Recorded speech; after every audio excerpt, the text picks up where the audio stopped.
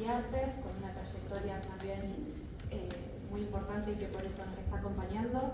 Ella va a presentar a nuestras oradoras sus proyectos y a partir de eso comenzamos con este intercambio. Buenos días a todos y a todas. Bueno, vamos a empezar con esta actividad. Tenemos, tres participantes acá en el túnel y después también tenemos un participante conectado desde Buenos Aires. Y bueno, es una actividad que me parece que es muy interesante porque tiene conexión, con un poco con ciertas etapas que hacen a la modernidad y al transitar por los espacios urbanos en relación a la producción, a la circulación y al consumo.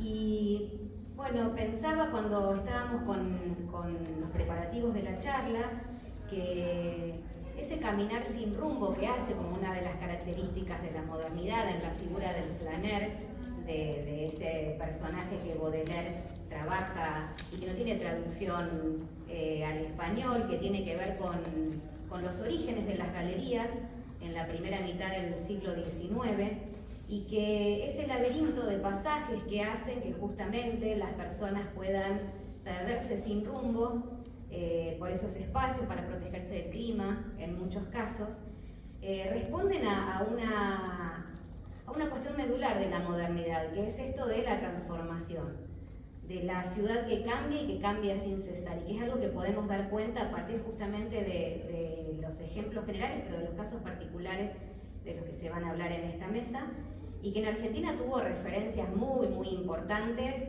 en los años 60 con la Galería del Este y todo un fenómeno de galerías también en Avenida Santa Fe y en Rosario también. Nombro algunas que no son las que participan de la mesa, pero que los que son rosarinos saben que son, por ejemplo, la Galería Rosario, Libertad, Mercurio, La Favorita, Galería César, en muchos casos, también atravesadas por los cruces entre arte, urbanismo y diseño, con la participación de grandes representantes del arte rosarino participando en esos vasos comunicantes. ¿A quiénes tenemos en la mesa de participación de esta jornada de Zarpar? Bueno, los digo en el orden que después van a ir desarrollando sus presentaciones. Gigi Levitt es fundadora de la Agencia de Urbanismo Gregaria, docente de urbanismo de la UNR, directora de activaciones urbanas de la Secretaría de Producción de la Municipalidad de Rosario y codirectora del Laboratorio Abierto de Espacios Públicos Verdes. En segundo lugar, Flor Balestra, que es dibujante, diseñadora y productora cultural, egresada de la carrera de Bellas Artes de la UNR, aterrizó en el Pasaje Pan hace 33 años y armó el primer local que apostó a la producción puramente rosarina, Pecata Minuta, Objetos Irresistibles. Durante 10 años llevó adelante dos grandes movidas culturales en el mismo pasaje, Cultura Pasajera y Cultura Pan. Creadora de marcas ciudad como Rosario La Quiero y Muy Rosario, su libro, El Hilito, va por la 10ª edición. El Hilito Plus fue editado en 11 idiomas por la marca editora. Ilustró Versos para Cebollitas de Marilena Walsh y Una lección de vida de Roberto Fontana Rosa, ambos de Editorial Planeta. Acaba de ilustrar el diario de Adán y Eva de Mark Twain, de la marca editora. Publicó humor gráfico en revistas como Tres Puntos, El Amante, Cosmopolitan, Sección Áurea, Lápiz Japonés, Risario y Barcelona, entre otras.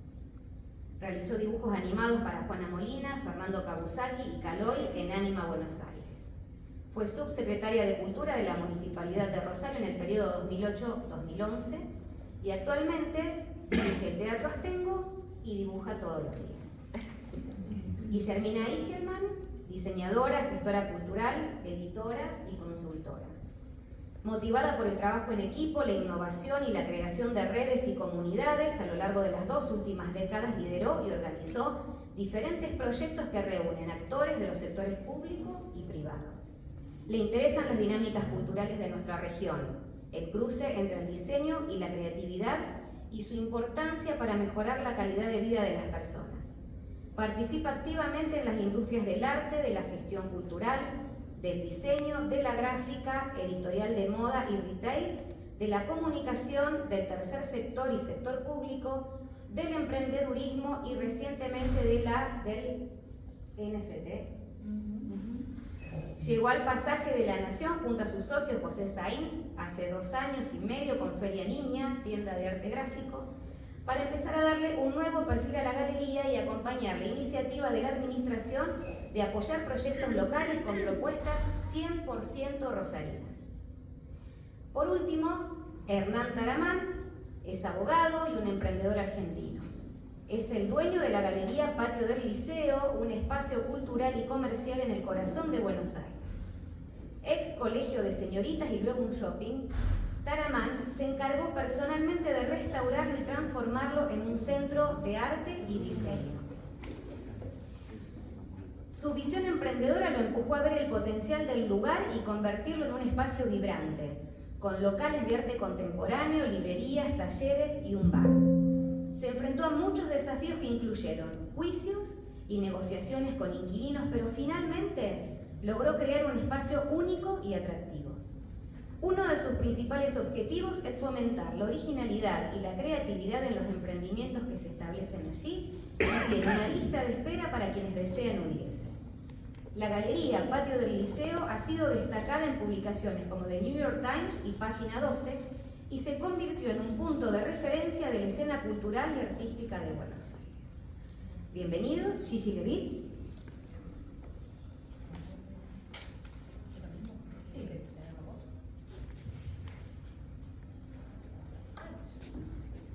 Hola. ¿Sí?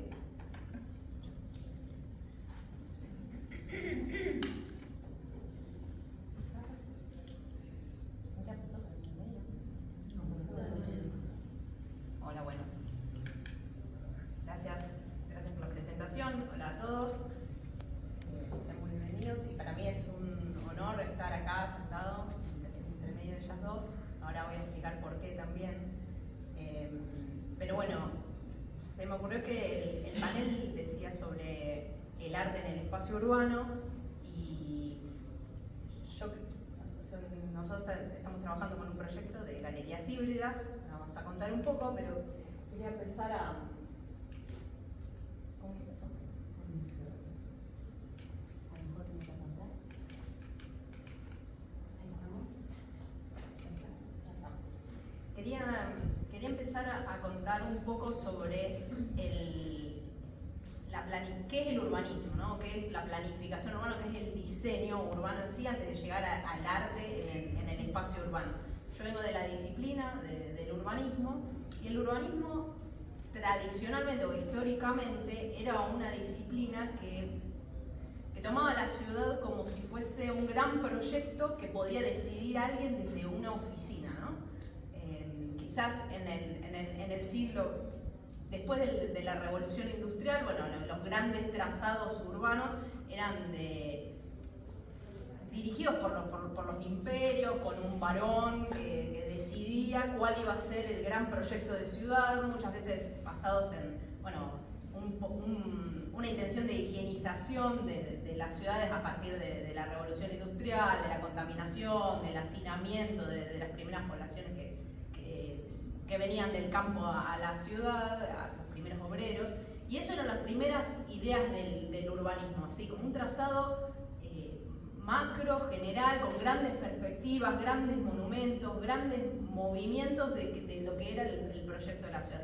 Pero el urbanismo tradicional también en el siglo XX, el urbanismo moderno, por así decirlo, también conceptualizaba la ciudad como si fuese posible hacerlo desde una maqueta, como si la ciudad podría ser una receta a la cual aplicar lo mismo para cualquiera.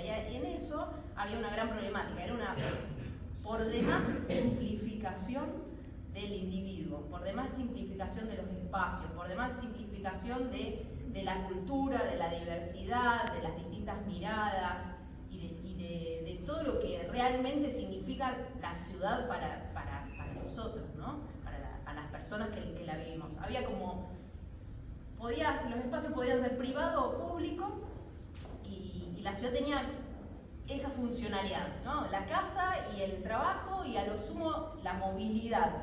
eso era lo que hacía el urbanista, eso es lo que pensaba el diseño urbano. Y hasta ahí llegaba y se podía hacer desde una maqueta, ya era la ciudad que se iba a vivir. No tenía ningún tipo de prurito en hacer una tabla rasa.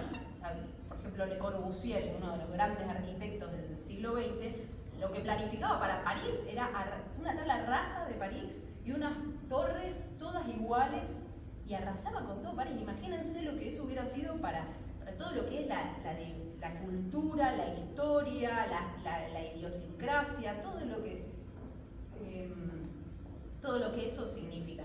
El neourbanismo, el neourbanismo, que es como el movimiento, el paradigma en el que estamos hoy en día, por ejemplo, tiende más a rescatar esa dimensión cultural, a rescatar esa individualidad, a unir, a consensuar distintas miradas, a incorporar las distintas miradas de las personas que viven, que habitan el territorio. Y tiene una concepción en que, en definitiva, todos hacemos ciudad.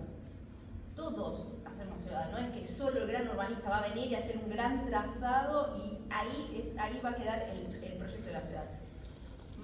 Se incorpora en la complejidad y pasa a ser de una planificación, de una maqueta, a una planificación estratégica de la gestión de la complejidad.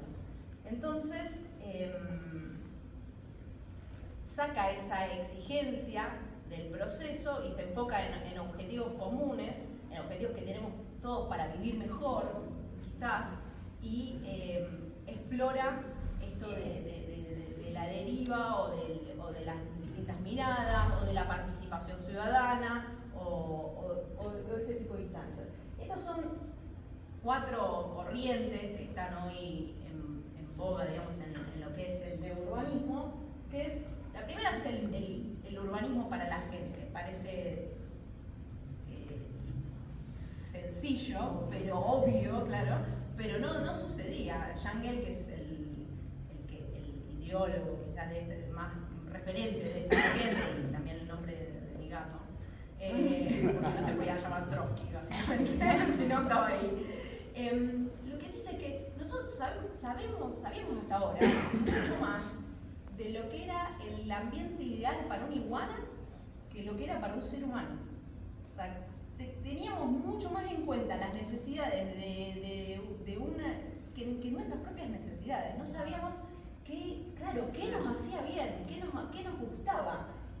Básicamente conceptualiza que las ciudades tienen que ser diseñadas o repensadas a una escala humana, a una velocidad humana, en relación a nuestros sentidos, a cuánto podemos ver, cuántas personas nos relacionamos en un espacio, que nos gusta ver gente, que vamos a lugares porque hay más personas en esos lugares y que los espacios, las ciudades se vuelven vibrantes y vitales cuando generamos actividades y acciones que atraen a la gente y que generan permanencia de las personas en el espacio. Entonces empieza a repensar eso y empieza a virar del autocentrismo, del funcionalismo, de decir, bueno, yo llego de un punto a otro, a decir, ¿cómo quiero llegar? Quiero llegar caminando, e incluso quiero perderme en ese trayecto, quiero tener la posibilidad de hacerlo obligatorio y rápido, o eficiente, no rápido, pero también quiero posibilidad de hacer ese recorrido cuando vuelvo y no tengo el apuro y poder perderme entre las calles. No quiero llegar a un punto de mi torre rascacielos hasta mi lugar de trabajo por un túnel. Entonces empieza a conceptualizar eso.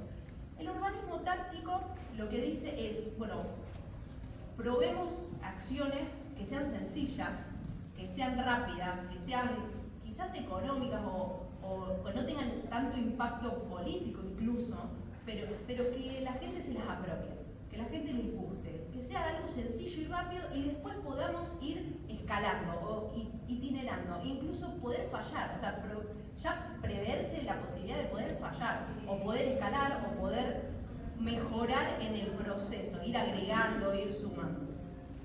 El placemaking ya es una corriente internacional ya en este momento, que lo que hace es sumar a la ciudadanía en el proceso de diseño. Considera que así como todos somos, entre comillas, periodistas en Twitter, por así decirlo, todos podemos ser, y todos lo somos de hecho, creadores de nuestra ciudad. Entonces lo que hace es incorporar a la ciudadanía, y no le importa tanto el resultado, o si el proyecto queda en óptimas condiciones, sino más bien que ha incorporado a la ciudadanía, ha incorporado a los vecinos, a los actores principales, y esas personas se van a apropiar del proyecto, porque lo hicieron, fueron parte del proceso. Y el diseño cívico, que lo que hace es diseñar mecánicas o herramientas para que eso suceda mejor, ¿no? Desde una lluvia de ideas o una ronda de preguntas, todos los mecanismos de diseño en relación a eso.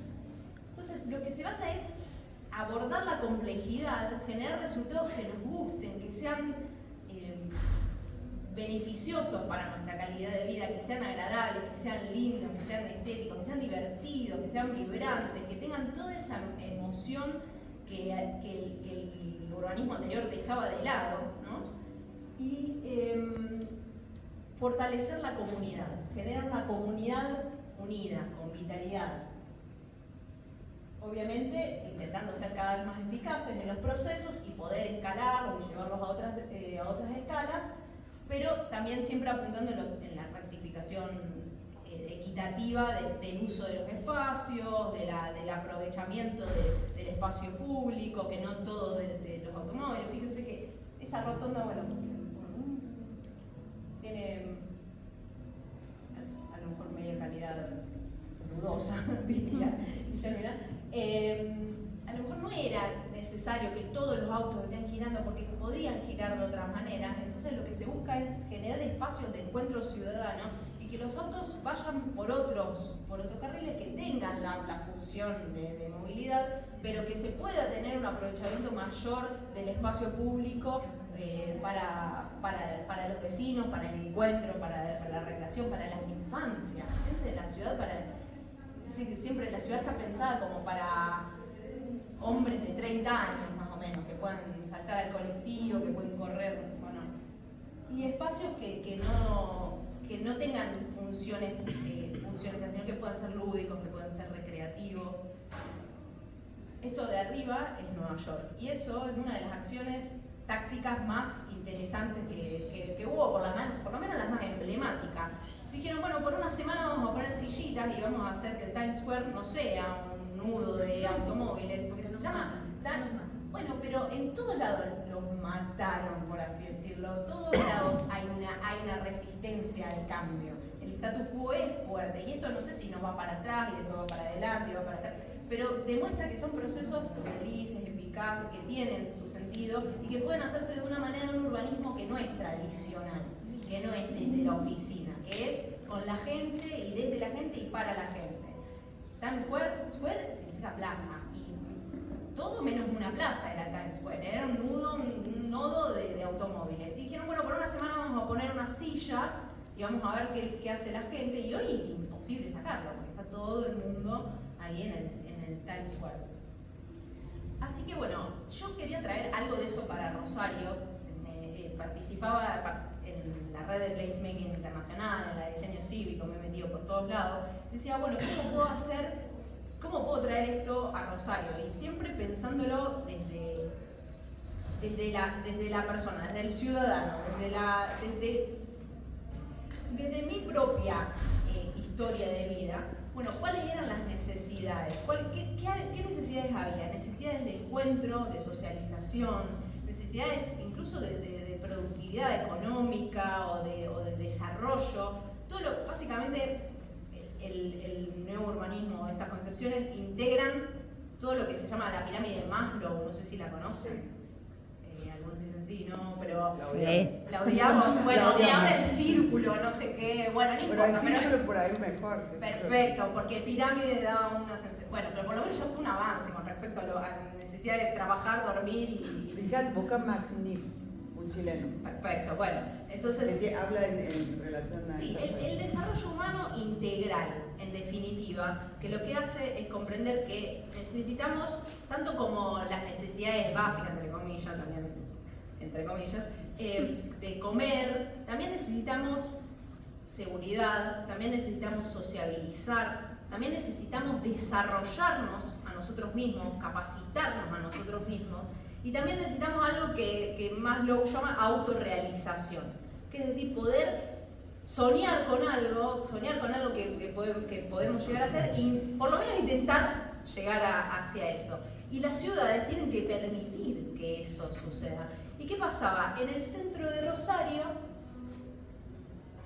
teníamos un centro completamente equipado, con infraestructura, con iluminación, con movilidad, con conectividad, histórico, recordado por un montón, con todas las instituciones que había en el centro de Rosario, públicas, privadas, la Bolsa de Comercio, todos los grandes edificios, todo lo que había de infraestructura, de base, y dormía 14 horas.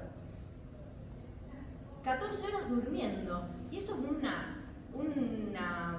un bien latente y una pérdida para todos nosotros, porque está quieto, o sea, toda la sociedad invirtió en eso, les generó colectivos, luces, cloacas, piensen todo lo que tiene un centro. Y dormido 14 horas, las centralidades ya de por sí cumplen una función social y una función de identidad, de conceptualización. Uno se identifica con el centro de la ciudad o es representativo del ciudadano, centro ciudad. Entonces había que ponerlo de pie. Yo pensé que había que reactivarlo. Y además pasaba que 14 horas durmiendo y después tenían al emprendedor haciendo un showroom en, no sé, en la casa de la tía, a lo mejor, teniendo toda esa infraestructura ociosa, desperdiciada. Digo, bueno, vamos a empezar a mover eso. Y después, entonces lo que yo pensaba es que había horarios subutilizados y también había lugares subutilizados. Empecé a recorrer las galerías, así como flaneur, como a la deriva, en estas exploraciones que hacía del centro, medio dejándome llevar al estilo flaneur cuando volvía del centro, y en un momento empecé a recorrer muchas galerías. Cuestiones que me di cuenta que había infinidad de galerías en Rosario, que teníamos un objeto que además de estar subutilizado, tenía un nivel de vacancia de 30% en promedio. Hicimos un relevamiento muy exhaustivo, pero había algunas galerías que estaban 90% desocupadas. Entonces teníamos horarios subutilizados y lugares subutilizados. Y además las galerías tenían ese espacio común, esa especie de calle techada, leí alguna vez por acá, y también subutilizado, desaprovechado completamente. Entonces cuando empecé a recorrer, le digo, capaz no hay nadie que sepa cuántas galerías hay en Rosario. Y empecé a preguntar, no había información, nadie sabía. Acá seguro hay muchos que no saben, por ejemplo, que entre bulevares, Oroño, Pellegrini y El Río, descubrí 55 galerías. Cuando preguntaba, la gente me decía, ahí debe haber 10, 15, los más osados decían 25. Hay 55 galerías, claro, en Pellegrini tenés 3. En Oroño hay una. Por Corrientes hay como 3. Está la Corrientes 11, Corrientes Peatonal, toda la Corriente. Había una infinidad de galerías y esos lugares podían ser riquísimos para fomentar, para empezar desde el adentro hacia afuera a reactivar, a regenerar. Así que pensé en eso, en las galerías como un objeto interesante, táctico, porque haces una y podés replicarlas, o haces una y te salió mal y la volvés a hacer itinerantemente, o pensarlas como red, como circuito, y un capital patrimonial para la ciudad importantísimo que podía poner en valor todo el centro y a la ciudad también como instancia. Entonces, bueno, lo primero que hicimos fue una peatonal nocturna que empezamos a reactivar por afuera, empezamos a hablar de esto, de lo que faltaba en la peatonal, le generamos un montón de propuestas que se las acercamos al actual intendente, le dijimos que estaría bueno que esto suceda, con la facultad también de arquitectura hicimos una materia optativa y también pensamos, bueno, las ideas de nombre no eran muy felices, peatonalizarte y otras cosas, pero mucho mejor lo que hay ahora. Pero bueno, o Buenas noches, o bueno, teatro nocturno, etcétera, etcétera. Pero la idea es que pudimos probar que se podía hacer cosas de noche. Y uno de los datos que hablaba toda la gente de la inseguridad, la sensación de inseguridad y demás. ¿Y qué te responde la gente cuando tenés sensación de inseguridad en la noche? Hay que poner más luz. Hay que poner más luz, hay que poner más luz, hay que poner más luz y policía, es más o menos las dos respuestas creativas. Sí, lo que vimos en los datos cuando relevamos, esto usamos como una táctica, usamos un dispositivo de un cajón para jugar y intervenir, y uno de los datos, la barra alta era la iluminación, la sensación, lo que había de iluminación, el relevamiento. Había un montón de iluminación, pero no había espacio de permanencia, no había recreación, no había un montón de otras cosas que... Bueno, y después empezamos a meternos en las galerías. Y cuando nos empezamos a pensar las galerías, yo dije, Rosario tiene un montón, porque ya tiene antecedentes que son gloriosos, que son fascinantes. Hoy yo tengo el orgullo el calor de poder sentarme junto a dos que para mí eran referentes en esa época y siguen siendo hoy en día, que es Flor Balestra y Guillermina Iguelma. Ellas para mí significaban, junto a otros, lo que era la innovación de Rosario, la capacidad de diseño, la capacidad de generar algo nuevo, propio, de identidad, y pasaban encima dentro de galerías. Yo era fan, y sigo siendo, y era fan, y iba a Pasaje Pan, y era un mundo para mí. Pasaba todo, o sea, todo pasaba o sea, podía suceder de todo, era muy, muy mágico poder estar en esos lugares. Yo digo, bueno, así como esto es un mundo para mí, es necesario que podamos ofrecer mundos para todos, que todos los que tienen un mundo distinto, porque a lo mejor a mí me significaba ir y ver las revistas de Atípica y ver la cultura pasajera, y quizás hay muchas tribus urbanas, hay muchos gustos, muchos intereses, muchas comunidades. Entonces la idea era poder copiar un poco en el buen sentido, en el disponer para el resto de lo que ya sucedía en Rosario. Entonces yo digo, bueno, podemos traer del mundo, que todo pasa, todo esto de placemaking, de urbanismo táctico, para Rosario, pero también Rosario puede ponerse en valor y ser punta de lanza con el tema de las galerías, porque tenemos una trayectoria súper interesante. Me acuerdo cuando una vez Flor estaba en una presentación de ideas, no sé, el mundo de las ideas, no me acuerdo qué era una presentación, y yo era así más o menos, y me acerco y digo, Flor, yo quiero hacer algo con las galerías. Y Flor, sí, yo no sé quién sos, pero...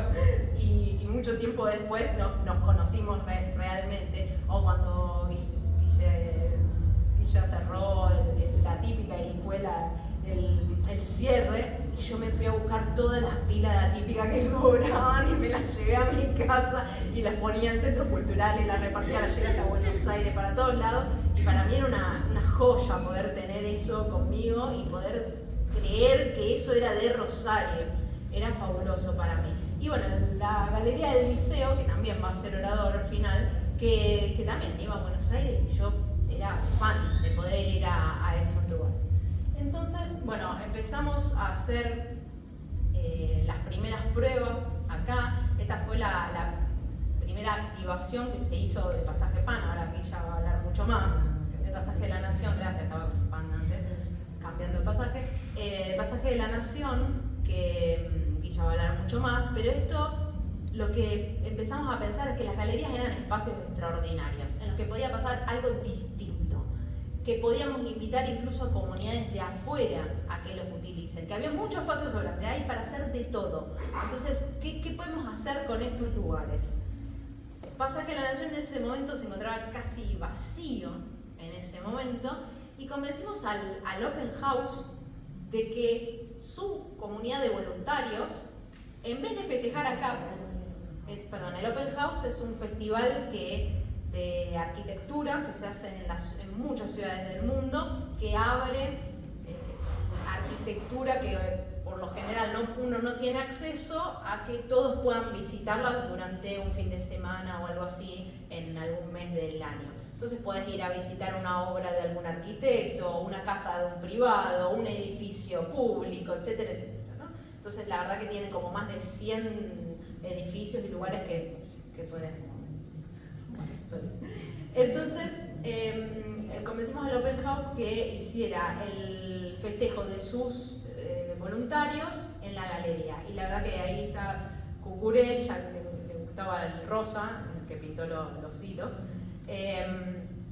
Iluminó todo, la verdad que quedó espectacular. Puso estaban todos los locales vacíos. todos los locales vacíos y pusieron tubo fluorescente y bombas de humo, y cosas de humo en cada local. Bueno, ya con noche de peatonales, ya establecida como noche de peatonales, empezamos a hacer que las galerías cada vez sean un poco más temáticas, o intentando instalar, si se pudiese, algún eje en específico, o proponiéndoles a las galerías cuáles podrían ser su eje específico, y después preguntándole y haciéndole consultas, algunas no lo hicimos con todas, de cómo te gustaría ver la galería, qué era qué es Calle del Sol y qué no es Calle del Sol, para ver si sacábamos algo de identidad. Pero ahí está Pasaje de la Nación como punto de diseño, Calle del Sol como punto gamer y de cómic. Hicimos muchísimo en este tiempo, desde recorridos también con el Open House, con el Museo de la Ciudad, circuito de galerías, trabajando con periodistas para recuperar lugares ocultos de las galerías, subsuelos, las historias. Hicimos un panel de historiadores y aficionados del patrimonio que nos ayudó a recolectar todas las historias de las galerías del centro. Trabajamos con Consejo, con Fabricio Fiati, que puso una ordenanza para poder hacer comodato en lo muy económico y con muchos beneficios en los locales vacíos, para que cualquiera pudiera ingresar rápido a un local vacío. Bueno, muchísimas cosas. Hay en la app de turismo hay un circuito de galerías. Si bajan la app de turismo hay un circuito de galerías de la peatonal. Bueno, muchísimas cosas que se hicieron. Generamos un convenio con la Facultad de Arquitectura en lo que estamos armando un dossier de intervenciones o de propuestas o de especulaciones proyectuales para cada galería, y la verdad que si bien no necesita quedar esa idea del proyecto, verlas así es como ver otra ciudad completamente y le cambia la mirada y le hace propuestas. También, bueno, estudiamos los ingresos, los horarios, los días de mayor afluencia. Bueno, esto por ejemplo es Cassini, la Galería Cassini, que no es la de Entre Ríos, es la de Sarmiento 777. Este es un local, el de rojo, es un local de antes.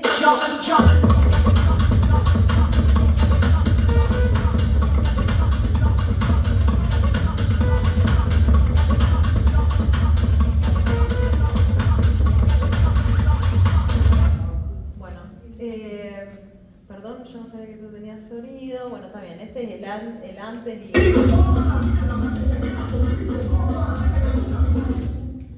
tenía que ser sin sonido. La cuestión es que de locales vacíos generamos un museo pop-up dentro de Galería Cassini, que en cada edición de Noche de Peatonales había artistas interviniéndolo, y de una galería completamente vacía, la galería de 90% de desocupación, generamos una galería que hoy está al 100% de ocupada.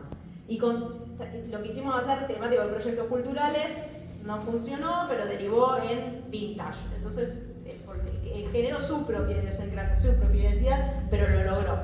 Y la fortalece que tenga su temática y su identidad, y hace muchos eventos. Pueden seguirlo en redes, tiene un montón de contenido y ya se posicionan entre las galerías con más contenido cultural de la ciudad ya. Bueno, el concurso de galerías, y bueno, eso, de pensar que son espacios extraordinarios, que si lo pensamos a través de la participación ciudadana y de la acción que podemos generar en esos lugares, y una ciudadanía que sea protagonista de sus espacios y que ocupe sus espacios, podemos generar una reactivación que todos buscamos, una ciudad mucho más vibrante, mucho más feliz para todos, donde haya lugar para todos.